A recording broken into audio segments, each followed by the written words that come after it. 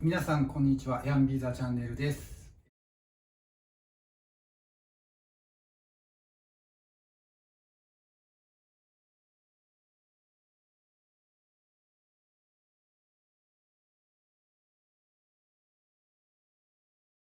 1回目の動画アップさせていただいてからたくさんの方にご視聴いただきまして本当にありがとうございます。励みになるコメントをつけてくださっている方とかもいらっしゃって、できるだけいろんな情報を載せていければなというふうに思ってます。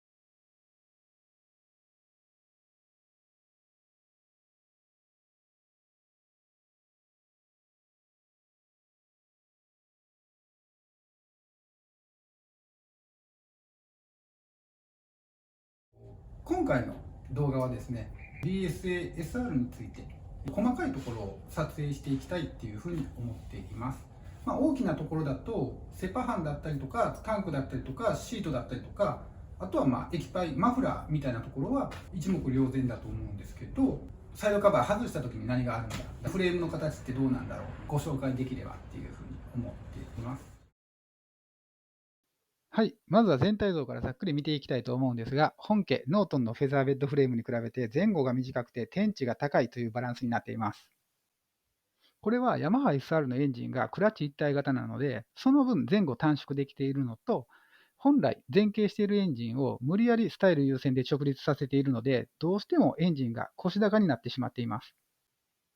クラシックカフェレーサーって横長長方形のシルエットっていうイメージがありますが、BSSR は正方形に近い比率です。これからいじっていくんですけど、ちょっと塊感のあるコンパクトなネオカフェレーサーみたいな形がいいのかなっていうふうに思っているところです。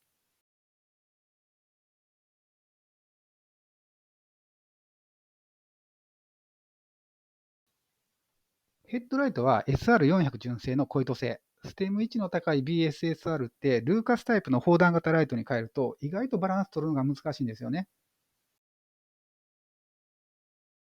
ライトステーとセパハンのつらい位置になっている上下の位置。これが絶妙なんですよ。ライトステーは前オーナーさんがどうやら純正品に穴あけ加工をしているみたいです。本来はヤマハ SR と同じ部品構成になっています。SR 純正ライトステーと干渉しないように、クランプ部分から先をカットされているセパハンです。あくまでも個人の感想ですが、SR400 は80キロ巡航での気持ちよさ、これにフォーカスするのが大正義だと思っています。トップブリッジはヤマハ SR 純正品が使われるんですが、この穴を埋めるためのカバーキャップが本当はついているんです。この車体は欠品でした。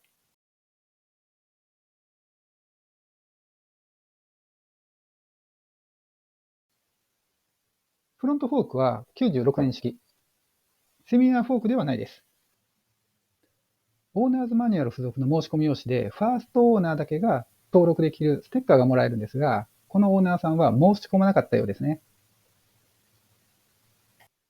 残念ながらブレーキはディスクに変更する予定です。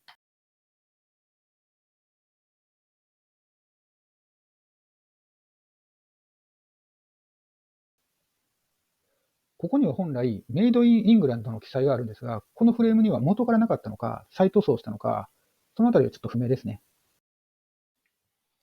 BSSR で一番綺麗な部分、ダブルクレードルのパイプワークです。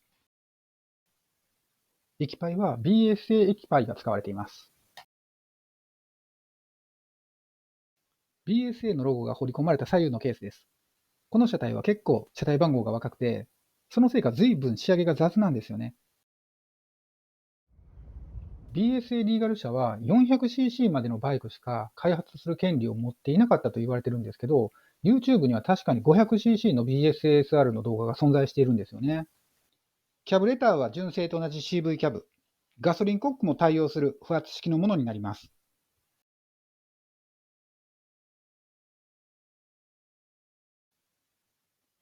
このブリーザー、オイルキャッチタンクは、オイルが噴き出すということでリコールが出されていて、対策品に変更されているはずです。スタイル優先で無理にエンジンを直立させたネガティブな部分と言えるかもしれません。この車体にはバックステップがついているんですけど、もともとはフォワードステップが BSSR の仕様です。BSA ゴールド SR はサイレンサーも BSA タイプです。他に AJS タイプの液パイとメガホンタイプのサイレンサーが存在しています。このバッフルも走行中に脱落してしまうらしくリコール対象になっています。私の1台目の BSSR も直感になっていました。それでも実際車検は通ってしまうんですけどね。リアのサスペンションもヤマハ SR 純正の流用です。クラシカルなスタイルを優先したので、角度が立っていて動きが渋い、足つきも悪い。自由長 300mm から 290mm ぐらいの長さが一番しっくりくるんじゃないかなと思います。リアサスとシート固定ボルトがこれ共通なんですよ。意外と着脱するのがめんどくさいんです。トーカ類は納車時にデートナーでカスタムしなければ全部ヤマハ SR 純正部品になります。このシートはダブルシートです。他にシングルシートとセミダブルシートが存在しています。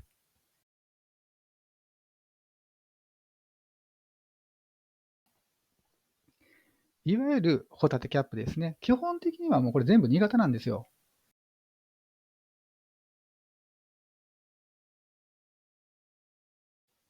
サイドミラーは社外品が使われていました。クラッチレバーと左のスイッチボックスです。当然デコンプレバーも純正品が流用されています。ハンドル右側ですね。これもヤマハ SR 純正部品と同じです。おにぎりみたいなサイドカバー、かわいいですよね。これはエアクリーナーボックスではないです。エアクリーナーは容量不足ということでリコール、対策部品が出ているようなんですが、これはその部品ではなくて社外品に変更しているだけだと思います。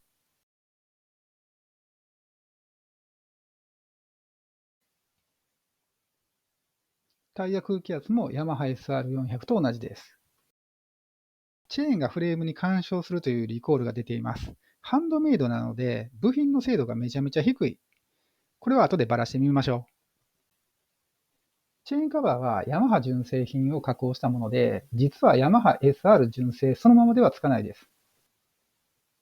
ヤマハ SR のアイコン、キックでスタートするのはもちろん大前提です。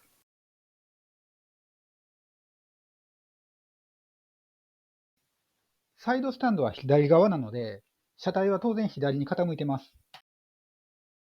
オイルタンクと伝送ボックス、左右逆やったらオイル交換めちゃめちゃ楽やったんですけどね。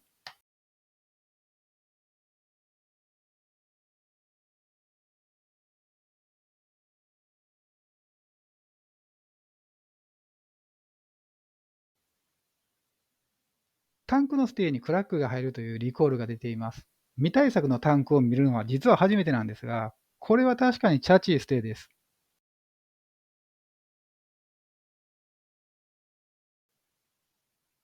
このオイルタンクがくせ者で、パッキンはコルクだし、キャップもネジ式ではなくて、オイルがめちゃめちゃ入荷するんです。後でこれ対策品で出ます。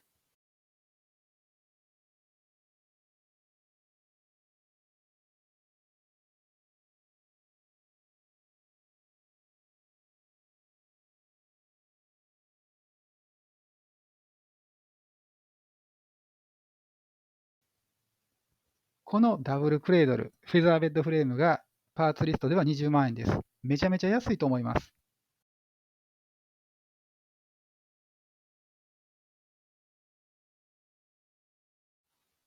ネック部分のパイプ枠、これは何回見ても見飽き。はい、2回目のヤンビーザチャンネルいかがでしたでしょうか。今回は BSASR について細かい部分を撮影してみました。で、音声の中でもお伝えしているんですけれども、この BSASR ですね、結構いろいろと販売されてからリコールというか不具合がたくさん出ていて、でもう20年経った今となっては、そこのサポートをするような、環境下にはないっていう。なので次回は、私の方で今、把握している、分かっている、リコールの内容だったりとか、実際に